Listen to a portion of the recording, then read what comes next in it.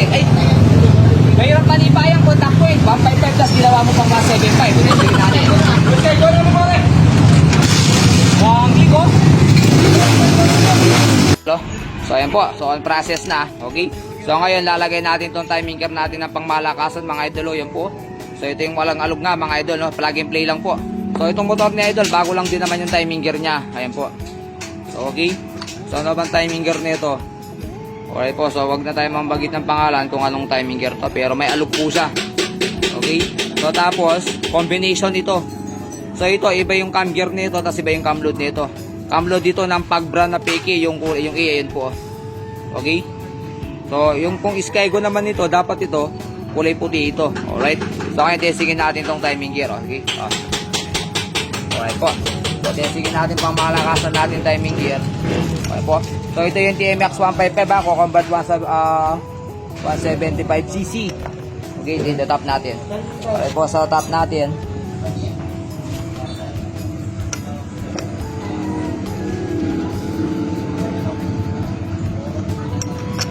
Yan, okay. So marking, okay. So ngayon, salpakan lang po. Di kahit dito sa push plug, di mo kailangan galawin yan. Okay, so stock lang na washer. Salpak natin. Ito, napaka-smooth.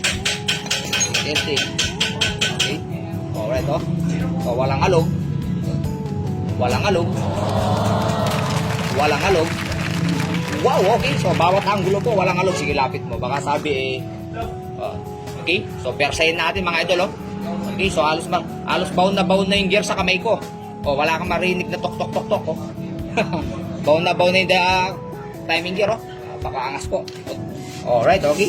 So, kung wala itong alog na paabante, walang side tray, so, matik po yan. Napakaganda ng tunog nito. Walang mintis, kaya malamig, kung mainit, maganda yung tunog. Alright po. Okay, ayan po. So, na-assemble na, mga idol, ha.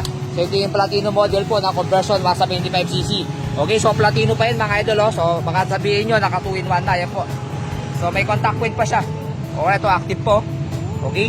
So, ngayon, testingin natin. Number 1, jump up na langis kung gaano kalakas. Sige, start. You know, Platino model, oh. Ay, warranty ko, parang walang sinipa.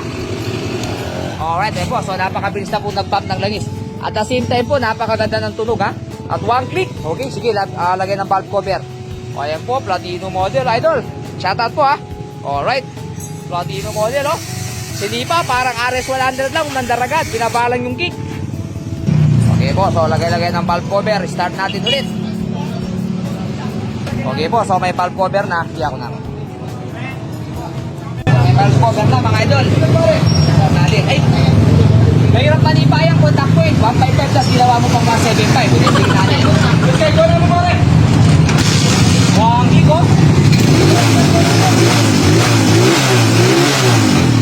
Pesos na po. Hindi na natin kumuha ng belo. Contact point. Oo, kailangan mo lang gasolina ng konti. Sigurado ko mag-belo.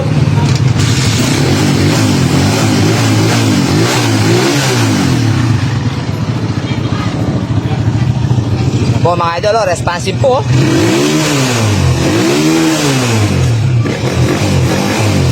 Tulog ng timing gear natin, no? Napakaganda po. So pag nilagay pa yung takip ng magneto nito, mas gaganda pa yung tulog nito. Naririnig mo na lang, advance. Alright, idol, okay po. Alright. Another po, TMX 155 Platino model, conversion to 175, successful. Power by Team Delios po, by Jerome. Alright. Ayan po, mga team natin. Busy sila, oh.